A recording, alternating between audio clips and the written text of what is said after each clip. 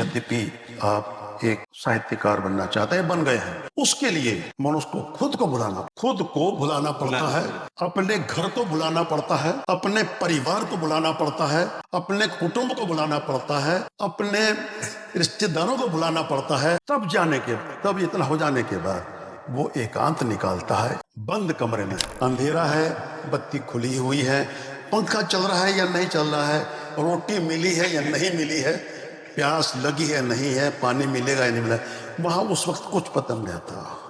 वास्तव में मैं तभी लिखता हूँ। तब तो मेरी उम्र 17-18 वर्ष की ही थी जब मैंने एक उपन्यास लिख दिया था। वक्त के थप्पड़ लगते रहते हैं, इंसान बदलता रहता है। ना ही इसके लिए कोई एकेडमी की एजुकेशन की आवश्यकता होती है। ये तो एक लहू की चीज है, तो क्या है, लेकिन इसमें संघर्ष बहुत है, मेहनत बहुत है, बहुत परिश्रम बचता है। लेकर छोटी छोटी कविता लिख देता है और वो उसी में ही बस सिमट कर जाता है।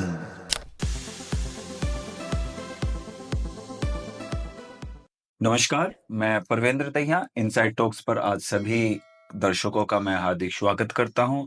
आज एक और नई शख्सियत हमारे बीच में है और आप उनके परिचय से मोहताज नहीं हैं। नाम है doctor KD Kaushik ji, doctor Kuber Dutt Kaushik ji. मैं आपका इस कार्यक्रम में हार्दिक स्वागत करता हूं। बहुत बहुत धन्यवाद। देखिए, डर्मेटोलॉजिस्ट होने के बावजूद स्किन काया जो डॉक्टर्स हैं उसके होने के साथ साथ आज हमारे बीच में एक साहित्यकार के रूप में और एक लेखक के रूप में हमारे बीच में डॉक्टर केडी कौशिक जी यहाँ पर आज उपस्थित हैं। आज हम उनके जीवन के बारे में, उनके जो संघर्ष के बारे में, उनके जो एक चिकित्सा के साथ साथ में एक साहित्य से जो जुड़ाव है उसके बारे में चर्चा करेंगे। सर्वप्रथम मैं डॉक्टर साहब का इस कार्यक्रम में स्वागत करता हूं। डॉक्टर साहब, आप ये बताइए मुझे सर्वप्रथम कि एक डॉक्टर्स पेशा जो है उसके साथ साथ आपने एक साहित्य की अलग जी कैसे जगी आपको? डॉक्टर साहब, असल बात यह है, मेडिकल प्रोफेशन तो एक व्यवसाय है, और फिर उसके बाद जो साहित्य का क्षेत्र है, लेखन का क्षेत्र है, ये संपूर्ण रूप से एक हॉबी होती है मनुष्य की, एक शौक होता है।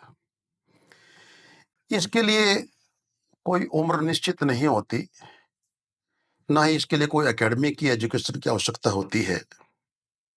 ये तो एक लहू की चीज है, और कब मनुष्य के अंदर ये प्रवृत्ति पैदा हो जाए, कहाँ से हो जाए, किन परिस्थिति हो जाए, उससे खुद भी पता नहीं लग पाता। अब मैं एक मेडिकल डॉक्टर हूँ, एक डर्माटोलॉजिस्ट हूँ, लेकिन ये जो मेरे कहानी लिखने का शौक है, ये तो मेरा बहुत पुराना है। लगभग ये मानिए कि तब तो मेरी उम्र 17-18 वर्ष की ही थी जब मैंने एक उपन्यास लिख दिया था। अच्छा जी। जी। आज मेरा बर्थडे भी है, 10 जून 51 मेरी बर्थ ईयर है। जी। 1968 में मैं एक उपन्यास लिख चुका था, लेकिन दुर्भाग्य से वो छपा नहीं। परिस्थितियां अनुकूल नहीं थी। फिर वक्त के थप्पड़ लगते रहते हैं, इंसान बदलता रहता है। उसके बाद एजुकेशन, तब तो मेरी 10वीं क्लास की एजुकेशन हो पाई थी। उसके बाद करवट बदलता रहा, वक्त बदलता रहा, चलते रहे। फिर आगे चल के 1976 में मैं एक मेडिकल डॉक्टर बन गया, लेकिन ये राइटिंग का शौक, लेखन की रुचि कभी नहीं दब पाई। जो अंदर का जो साहित्य है बिल्कुल, वो हमेशा जागृत रहा। जी हाँ, और वो बरकरार चलता रहा। मैं लेखन करता रहा। लेखन भी दो तरह का है, एक पद का लेखन है, एक गद का लेखन है। बहुत दुनिया 95% आपको कविताएं लिखती मिलेंगी, पद लिखते हैं, लेकिन अगर आप बहुत बारीक दृष्टि से देखें, गद्य के लेखक बहुत कम मिलेंगे। गद्य में कहानियां आती हैं, उपन्यास आते हैं। इनके लेखक मिलने का कम मिलने का कारण क्या है, ये तो मैं नहीं कह सकता क्या है, लेकिन इसमें संघर्ष बहुत है, मेहनत बहुत है, बहुत परिश्रम है। परिश्रम। बचता है लेखक, छोटी छोटी कविता लिख जी। देता है और वो उसी में ही बस सिमट कर जाता है। तो मैं 1976 से मेडिकल प्रैक्टिस भी करता रहा, साथ ही साथ मैं कहानियां भी लिखता कहानियां रहा। लिखते रहे। तो मेरे मन में जिज्ञासा ये उत्पन्न हुई कि दुनिया लिखती है कविताएं, गजल दुनिया लिखती है, रुबाइयां लिखती हैं, कहानी कौन लिखेगा, जी। उपन्यास कौन लिखेगा।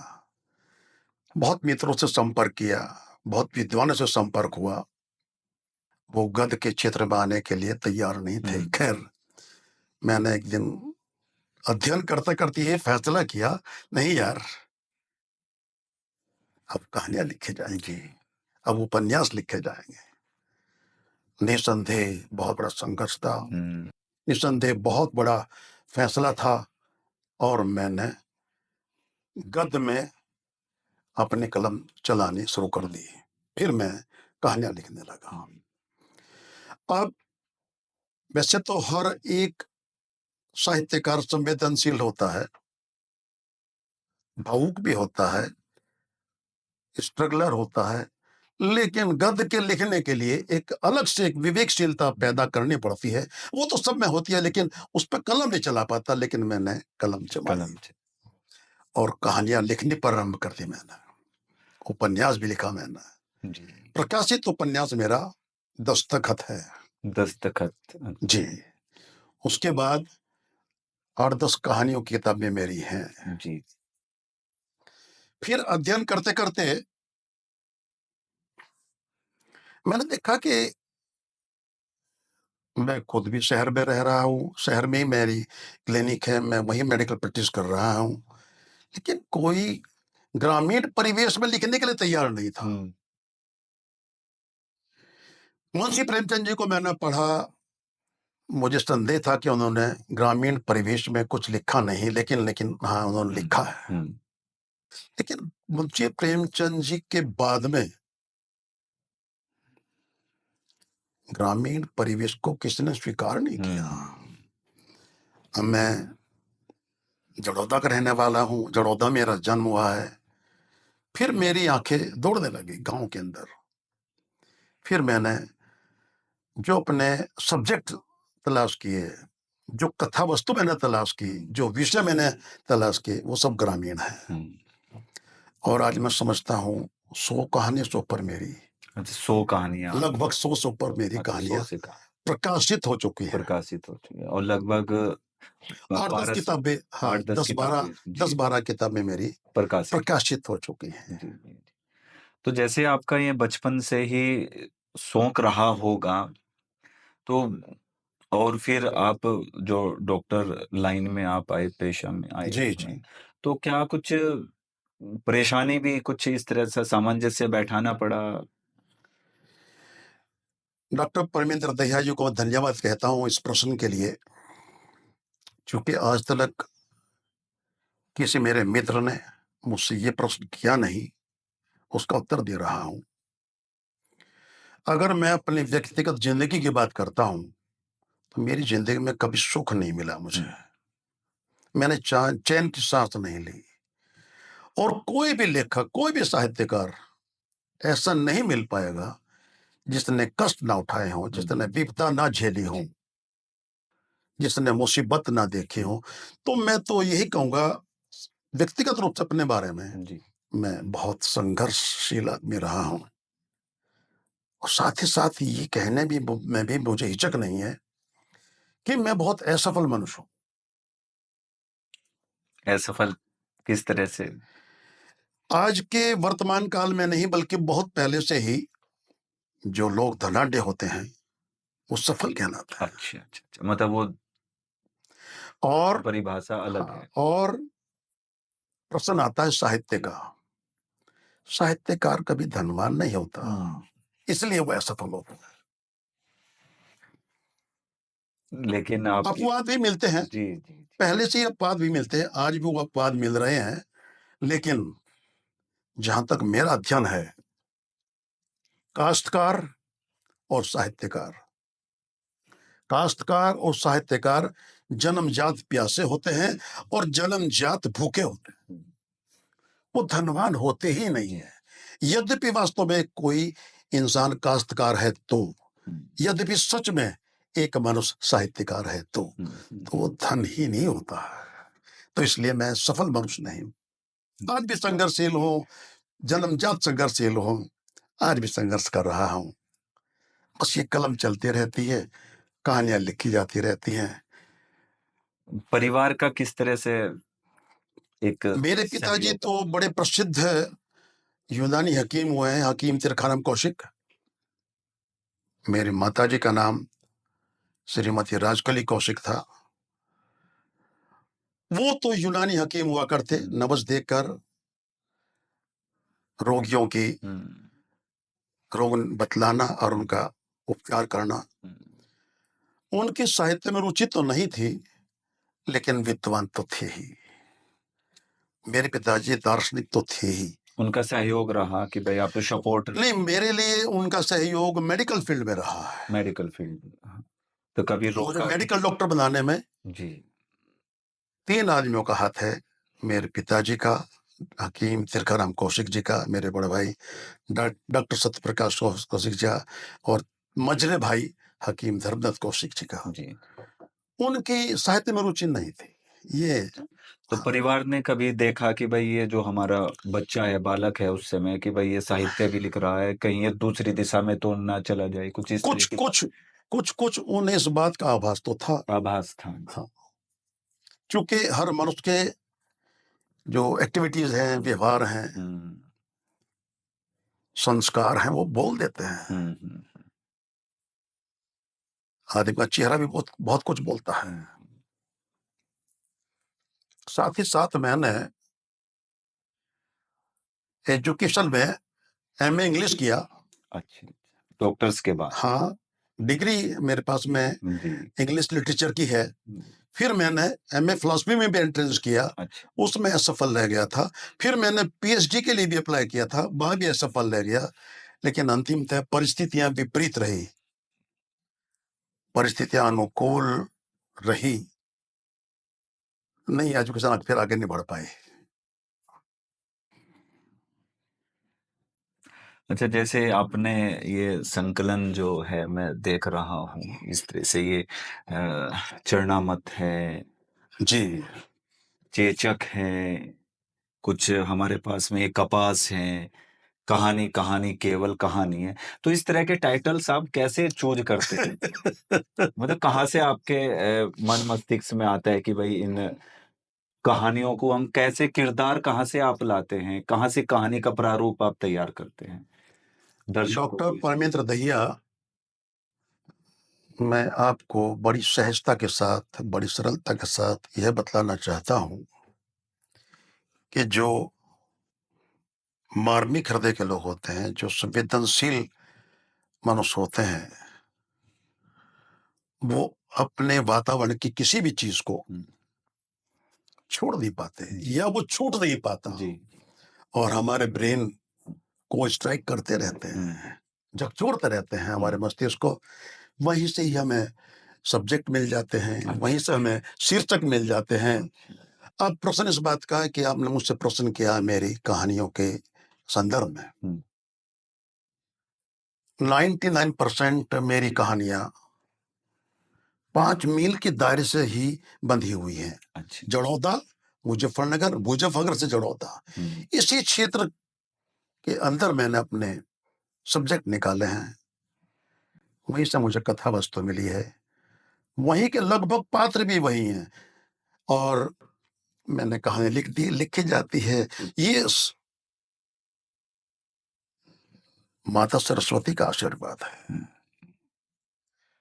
माँ शारदा का जिसके ऊपर हाथ रखा हुआ होता है, ऐसा ही होता चला जाता है।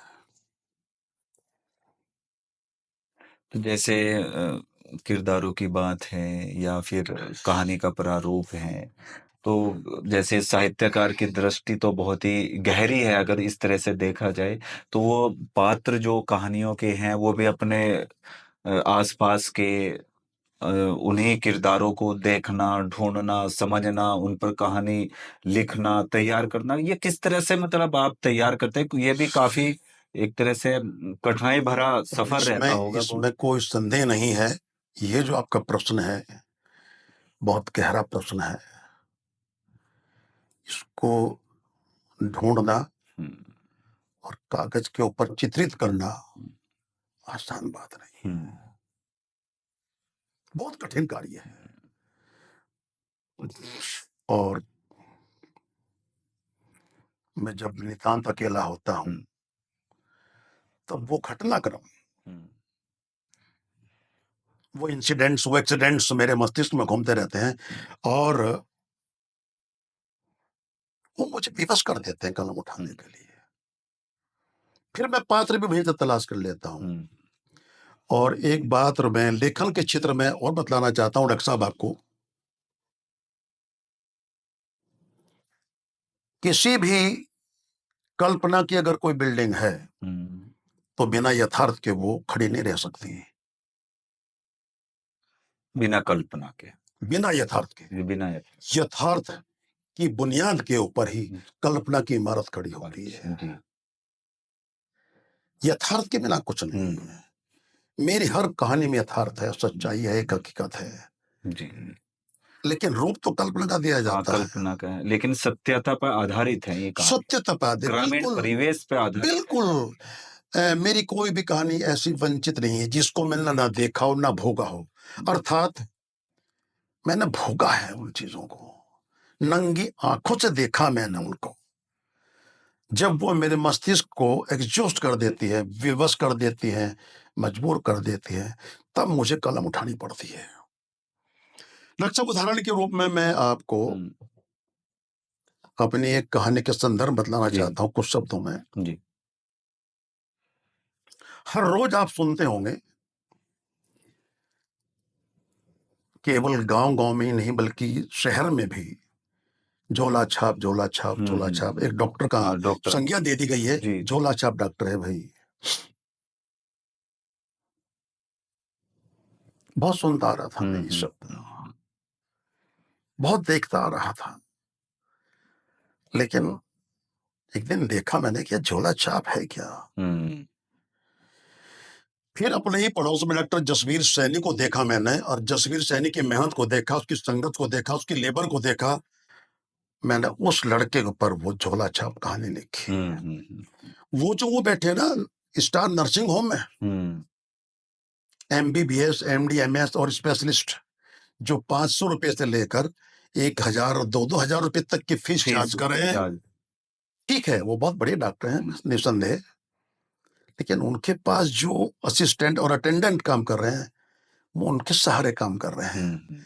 अगर वही लड़के वहां से कुछ सीखने के बाद गांव में, गलियों में, मोहल्ले में, शहर हो या ग्रामीण क्षेत्र हो, अगर क्लिनिक खोल लेते हैं तो वो बहुत बड़ी सेवा करते हैं। वो झोला छाप डॉक्टर एक प्राइमरी ट्रीटमेंट है। फर्स्ट एड तो वो दे रहा है, रात को सर्दी पड़ रही है, कोहरा पड़ रहा है, धुंध पड़ रही है, कोई भी आदमी घर से बाहर निकलने के तैयार नहीं है, 5 मील 10 मील जाने के बाद हॉस्पिटल है, नर्सिंग होम है, कौन जाएगा वहां? कोई साधन नहीं है, कोई कन्वीनियंस नहीं है। कोरोना काल में आप देख लीजिए, कोरोना काल में अगर तब उस टाइम में ये जो जसवीर सैनी नाम का, जिसे लोग झोला छाप कहते हैं, बहुत हैं, जड़ौदा की बात कर रहा हूं, बहुत हैं, वो इतनी सेवा कर रहे हैं कि मनुष्य को कम से कम उस रात में तो मृत्यु से बचा लेते हैं। जी, इतनी सेवा तो वो नर्सिंग होम वाला डॉक्टर भी नहीं कर पाता जितनी वो रात को कोहरे में, धुंध में, बिजली कड़क रही है, जुलाई का महीना है, बारिश पे बारिश चल रही है, तूफान मानसून बरस रहा है, डॉक्टर के पास जाने का अवसर नहीं मिल पाता। वो जो झोला छाप डॉक्टर है ना, वो सेवा कर रहा है। कोई आपकी, मैं भी मेरे को डॉक्टर हूं, जी, लेकिन मैं जब उनकी मेहनत को देखता हूँ, सराहता हूं, उनको सलाम करता हूं। मैंने लिखी एक कहानी झोला छाप, वो इसमें कब पब्लिश होने वाली है? पब्लिश हो चुकी है। अच्छा, पब्लिश संभव है इन किताबों में हो। अच्छा, खैर, जब वो झोला छाप कहानी आप पढ़ेंगे, आप देखेंगे यार ये मेरे पड़ोस में रहने वाली जो गलियों में डॉक्टर बैठे हैं, उनके पास कोई डिग्री नहीं है, कोई बोर्ड नहीं है, कोई रजिस्ट्रेशन नहीं, कोई डिप्लोमा नहीं, सर्टिफिकेट नहीं, लेकिन वो सेवा कर रहे हैं, सेवा कर रहे हैं। मानवता की सेवा कर रहे हैं। और जब कभी भी बल्कि उन्हें आप आवाज लगाते हैं, वो तुरंत आपके घर पर चले आते हैं। उन्हें तो डॉक्टर मित्र के रूप में परिभाषा देनी बिल्कुल चाहिए। बिल्कुल बिल्कुल, मैं तो ये कहता हूं कि हम लोगों को उनकी कीमत समझनी चाहिए। मैं उनसे बहुत प्रेम करता हूं, मैं उनका बहुत आदर करता हूं। उन्हें कोई भी कष्ट होता है तो मैं तुरंत उनकी सहायता के लिए तुरंत तैयार हो जाता हूं।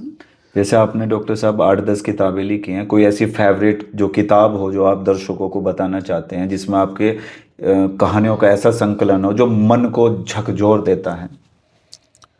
डॉक्टर साहब, वैसे तो अगर किसी दंपत्ति की संतान 10 हैं तो 10 के 10 प्रिय होती हैं। हाँ, 10 के 10 लेकिन फिर भी एक वो विशेष होता है कुछ ना कुछ। नहीं, सारी की सारी कहानियां अच्छा, मेरी अच्छा, अच्छा, मेरी कहानियों में शिक्षा भी है, अच्छा जी। संदेश भी है, संदेश। मनोरंजन भी है। और फिर उनका भविष्य लेखक के हाथ में नहीं होता, पाठक के हाथ में पाठक होता के है और समीक्षक के हाथ में होता है। अच्छा, जैसे आज के हम साहित्यकार, आज के परिवेश के साहित्यकार और पुराने जो साहित्यकार और उससे भी पुराने साहित्यकार, यानी कि तीन अगर काल में ले, तो क्या कुछ डिफरेंस हैं जो आज के, अगर हम समीक्षा करें या इस तरह से हम कोई उसके विषय में बातें करें? डॉक्टर साहब, वक्त बहुत बड़ी चीज होती है। वक्त जिस पर मेहरबान हो जाता है जी। वो 7वें आसमान पर पहुंच जाता है। जितने भी नामचीन साहित्यकार आज हैं, शायद शरीर तो नहीं है वो, लेकिन उनकी पुस्तकें आज पाठ्यक्रम में लगी हुई हैं, यूनिवर्सिटीज में लगी हुई हैं, मार्केट में उनके नाम से किताबें बिकती हैं। उनके साथ में नीति राजनीति रही है, वो बहुत ऊंचाई तक पहुंच जाते हैं। और जिनको वो राजनीतिक पोषण नहीं मिल पाता, वो खामोश रह जाते हैं। कभी आपका जो संकलन है कहानियों का भारत या उत्तर प्रदेश सरकार के पास में गया हो कि भाई हमारे? हाँ, मैंने 2-3 बार भेजा है, जी। लेकिन वहां से कोई मुझे रेस्पॉन्स नहीं रिस्पॉन्स मिला। नहीं आया गवर्नमेंट से या कुछ इस तरह का कुछ? नहीं, कुछ नहीं, गवर्नमेंट कोई किसी को दे, लेखक से तो, लेखक तो हमेशा अपनी जेब से खर्च करता है, बहुत खर्च करता है, लेखन में, टाइपिंग में, फिर प्रकाश। ये जो मेरी किताबें हैं, बहुत खर्चा हुआ है इनमें। एक एक किताब 10-10, 15-15, 20-20 हजार रुपए में छप पाई है। इसमें तो लेखक को अपनी जेब से खर्च करना पड़ता है। यहाँ मैं ये भी कहूँगा कि चाहे प्रकाशक हमारा शोषण कर रहे हैं कुछ भी, लेकिन हमारा शौक है, हमारी हॉबी शौक है, है, हम उसको छुपा रहे उसको हैं। समाज के सामने लेकर आ। बिल्कुल। अच्छा, एक बड़ी मजबूरी है डॉक्टर साहब हमारी, कहानी लिखने की, उपन्यास लिखने की। ये हमारी लत है, ये हमारी एडिक्शन है। जी। जैसे कि एक शराबी को शाम को शराब की आवश्यकता होती है, जी। अफीम खाने वाले को अफीम की आवश्यकता होती ही है, वही ऐसी ही लत, ऐसा नशा हमारा है। ये लिखते हैं, एकांत चाहिए हमें तो, अगर कोई बच्चा और समाज हम लेखन करते रहते हैं। कोई आज के परिवेश में हम बातें करें, अगर कोई साहित्यकार बनना चाहता है तो उसने किस आयामों से गुजरना पड़ेगा या क्या उसको तैयारी करनी पड़ेगी? बहुत स्पष्ट शब्दों से मैं यही कहूँगा आपको, बल्कि संतुष्ट करूँगा, और आपको संतुष्ट हो भी जाना चाहिए कि यद्यपि माता सरस्वती का आशीर्वाद किसी को नहीं मिला तो कोई लेखक नहीं बन सकता। लेखक बनने के लिए किसी एकेडमी की जरूरत नहीं, किसी विद्यालय में शिक्षा ग्रहण करने की आवश्यकता नहीं जी। है। तो उसके अंदर की ही बिल्कुल, उसके अंदर ही जागृत होती हैं चीजें। चाहे जितने उठा कर देख लीजिए, इतिहास उठा कर देख लीजिए, जितने भी साहित्यकार हैं वो सब परिस्थितिवश बने हैं। परिस्थिति पर। परिस्थितियों ने उनको बनाया है, और मुसीबतों की परिस्थितियों में बनाया है। भूखे रह रह के उन लोगों ने कलम चलाई है। तो अगर चाहे भगवती चरण वर्मा जी हो, अमृता प्रीतम जी हो, चाहे मुंशी प्रेमचंद जी हो, अब मैं भी अपनी बात वही कह रहा हूँ, मैं भी यानी कि जो संघर्ष है, जो उन्होंने झेले हैं या परिस्थितियां झेली हैं, उन परिस्थितियों ने ही उन्हें लेखक बना दिया। बिल्कुल बिल्कुल बिल्कुल। फिर भी अगर हम कोई संदेश देना चाहें अपने दर्शकों को, तो कुछ इस तरह का कोई मैसेज आप साहित्यकार के विषय में, कहानीकार के विषय में क्या कुछ? डॉक्टर साहब, मुझे एक विद्वान का की सूक्ति याद आ रही है, कथन याद आ रहा है। What is man? Man is the product of heredity and environment. मनुष्य क्या है?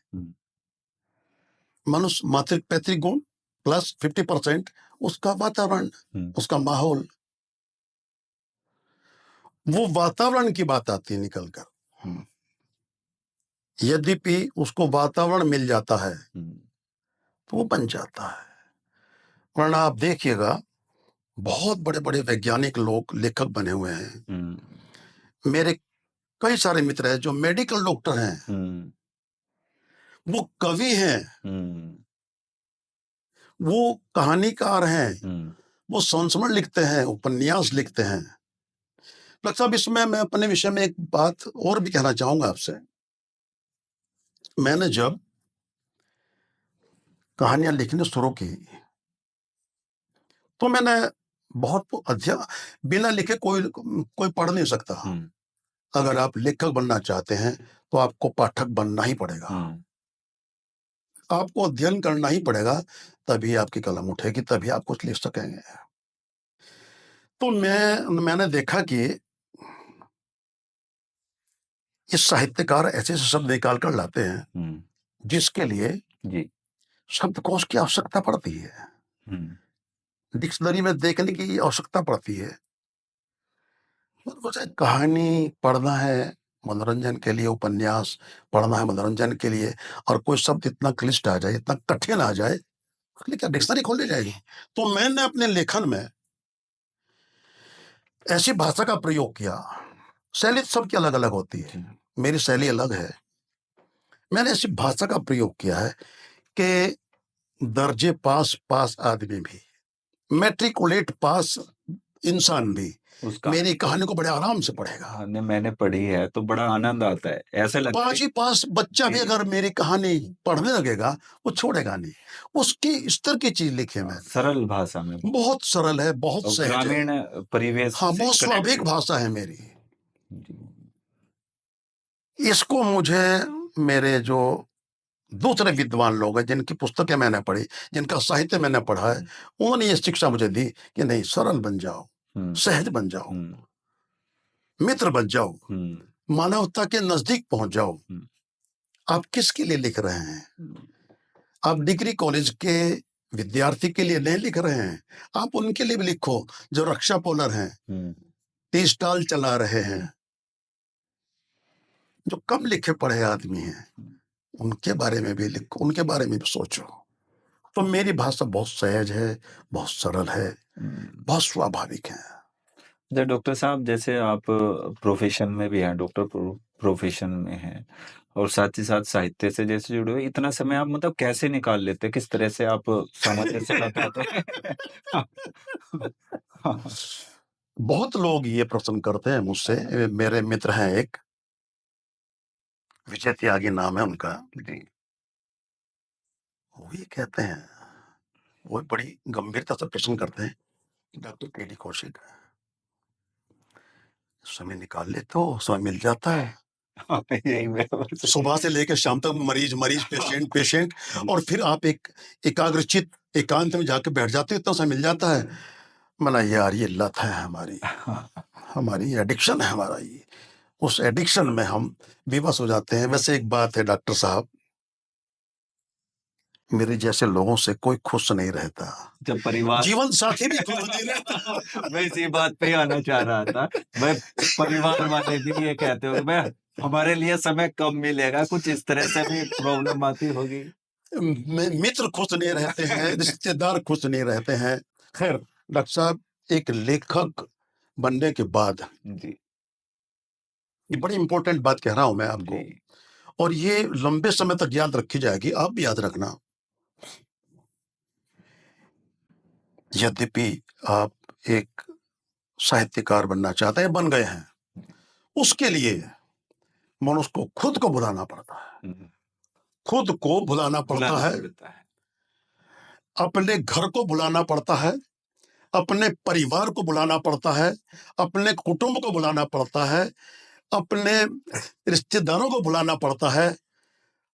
तब इतना हो जाने के बाद वो एकांत निकालता है, एकांत का समय निकालता है, और बंद कमरे में, तो लोगों को ये नहीं लगता बंद कि कमरे में है, अंधेरा है, बत्ती खुली हुई है, पंखा चल रहा है या नहीं चल रहा है, रोटी मिली है या नहीं मिली है, प्यास लगी है नहीं है, पानी मिलेगा या नहीं मिला, वहां उस वक्त कुछ पता नहीं रहता।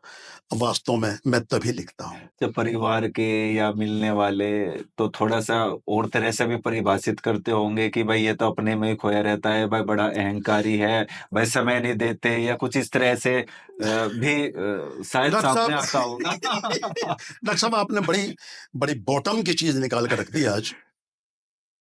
हाँ, सच है ये बात। मेरे मित्र लोग, मेरे पड़ोसी, मेरे गांव के लोग, मेरे परिप्रेक्ष्य के लोग, मेरे एनवायरमेंट के मित्र लोग, मेरे संबंधी मुझे अहंकारी कहते होंगे, घमंडी ही कहते होंगे।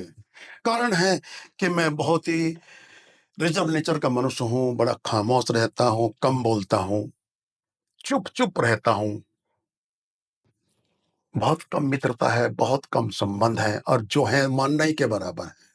लेकिन तो ये तो मुझे तो कहते होंगे वो, लेकिन अंदर साहित्य मेरे मुंह भरा पे नहीं हुआ कहते होंगे तो मेरे पीछे जरूर कहते है। होंगे। सुना है कुछ लोगों से, ये बड़ा घमंडी आदमी। मेरे गांव के कुछ लोग मुझे कहते हैं, बहुत अहंकारी है मनुष्य, जी, ये बड़ा घमंडी इंसान है, इससे बच लो भाई, इससे बच लो। लेकिन ऐसा कुछ नहीं है। हाँ, आप तो मुझसे मतलब इतने काफ़ी इतने परिचित हैं हाँ, कि मैं हर किसी को अपना मित्र मानता हाँ हूँ। जी, बिल्कुल, बिल्कुल। और एक बात और बता रहा हूँ आज, अपनी आत्मा की बात, अपने रूह की बात, मैं किसी भी इंसान को छोटा नहीं मानता हूँ, हुँ। ये बहुत छोटा बड़ी नहीं बात है, समझता हूँ। बहुत बड़ी बात है। मैं हर मनुष्य को मनुष्य मानता हूँ, और जी, अपने ज्यादा मानता हूँ, जी, बड़ा मानता हूँ, और आदरणीय मानता हूँ, सम्माननीय मानता हूँ। वो शिक्षा में चाहे अनपढ़ है, मैं उसको अपने से ज्यादा लिखा पढ़ा मानता हुँ, हूँ। ये मेरा मतलब मेरी फितरत है, जी, जी, ये मेरी फितरत है। बिल्कुल। ये मेरी बनावट नहीं, ना इससे मुझे कुछ प्राप्त होता है, ना कुछ प्राप्त हो सकेगा। जी, जी, जी, मेरा स्वभाव है ये, बिल्कुल। मेरा स्वभाव है। शुद्ध शाकाहारी हूँ, दो रोटी सुबह, दो शाम को खाता हूँ। ये लेखन चलता रहता है। तो दर्शकों लेकिन एक बात है, मैं डॉक्टर साहब, जितनी मेरी कहानियां हैं, जी, वैसे तो आशान्वित हर मनुष्य रहता है, हुँ, लेकिन जब कभी भी पाठकों के पास पहुंचेगी, समीक्षकों के पास पहुंचेगी, तो याद तो करेंगे हाँ, याद करेंगे। कि जड़ौदा एक गांव है, जिला मुजफ्फरनगर है, उत्तर प्रदेश में है, जी, और वहां एक डॉक्टर कुबेरदत्त कौशिक नाम का आदमी भी है। जी। ये बात अलग है कि मैं जीवित हूँ, प्राणवान हूँ, मुझे कोई याद नहीं करता, कोई आदर नहीं, मैं नहीं मानता कि मेरा आदर है, कोई सम्मान जी, है। ठीक है, सम्मान होगा, वो बात अलग है, जी, लेकिन मैं नहीं, इतना कोई मगर है नहीं। सम्मान है लेकिन जी, आज पहला इंटरव्यू आप मेरे ले रहे हैं, और 2 वर्ष पहले 7 अक्टूबर को आपने मुझे एक समारोह में सम्मानित किया था। जी, मैं आपका शुक्रगुजार भी हूँ, और आपका ऋणी भी हूँ, ये भी याद रखना हमेशा। मैं आपका ग्रेटफुल थैंक्स भी आपको पेयर कर रहा हूँ, और आपने मुझे पहचाना है, जी, आपने मुझे जाना है। अन्यथा शिक्षित परिवार से हूँ, जी। अच्छे लोगों में रहता हूँ, नहीं वो मुझे पहचानते नहीं। मैं दर्शकों को फिर पुनः बताना चाहता हूँ कि हमारे ही अपने गाँव के डॉक्टर कुबेरदत्त कौशिक जी, जैसे डॉक्टर अपना इनका व्यवसाय कह लीजिए या उसके साथ-साथ एक साहित्य का जो अंदर साहित्य उमड़ा भरा पड़ा हुआ है, उसको बाहर निकालने का वे प्रयास कर रहे हैं, जन-जन तक अपनी कहानियों को वे पहुँचा रही हैं। उनकी कहानियाँ आप ऑनलाइन अपने चैनल्स पर, उसमें अमेज़न पे और फ्लिपकार्ट पर आप देख सकते हैं। काफ़ी कहानियाँ सर की लिखी हुई हैं। मैं सर को चेचक अच्छा अच्छा है, अच्छा। चरणामृत है, कपास है, अनगिनत कहानियाँ जो लगभग 10 से 12 जो संकलन के किताबों के रूप में सर का है, उसे अवश्य पढ़ें और ग्रामीण परिवेश के जो किरदार हैं, उन्हें आप पहचानें, उन्हें समझें और ग्रामीण परिवेश से जो जुड़ी हुई कहानियाँ हैं, उन्हें सुनें, देखें, किताब में पढ़ें। मैं इन्हीं शब्दों के साथ में डॉक्टर कुबेर कौशिक जी का बहुत-बहुत आभार व्यक्त करता हूँ कि उन्होंने अपना कीमती समय आज हमारे समक्ष दिया और हमें दिया। और दर्शकों को लिए भी मैं इस तरह के जो पात्र हैं, जो समय-समय पर जो हमें प्रेरणा देते हैं, ऐसे लाते रहेंगे। हमारे चैनल इनसाइड टॉक्स को आप लाइक करें, सब्सक्राइब करें। बहुत-बहुत आभार, धन्यवाद। मैं डॉक्टर कौशिक जी से आग्रह करूँगा कि वे भी मैं दो दर्शकों के शब्द लिए अंत में कहना चाह रहा हूं। डॉक्टर परमेंद्र दहिया जी के लिए मैं बधाई दे रहा हूं, शुभकामनाएं दे रहा हूं। और एक शब्द है साधुवाद। साधुवाद शब्द का प्रयोग तो दुनिया करती है, बहुत लोग करते हैं, लेकिन साधुवाद का शाब्दिक अर्थ और भावार्थ बड़ा विचित्र है और बड़ा गहन है। और उसका अर्थ यह है कि जो हम काम परहित के लिए कर रहे हैं, दूसरों के हित के लिए कर रहे हैं, मानवता के हित के लिए कर रहे हैं, वहाँ साधुवाद कहा जाता है। और मैं आपको साधुवाद कह रहा हूँ। बहुत-बहुत आभार, धन्यवाद sir. Thank you sir, thank you, thank you.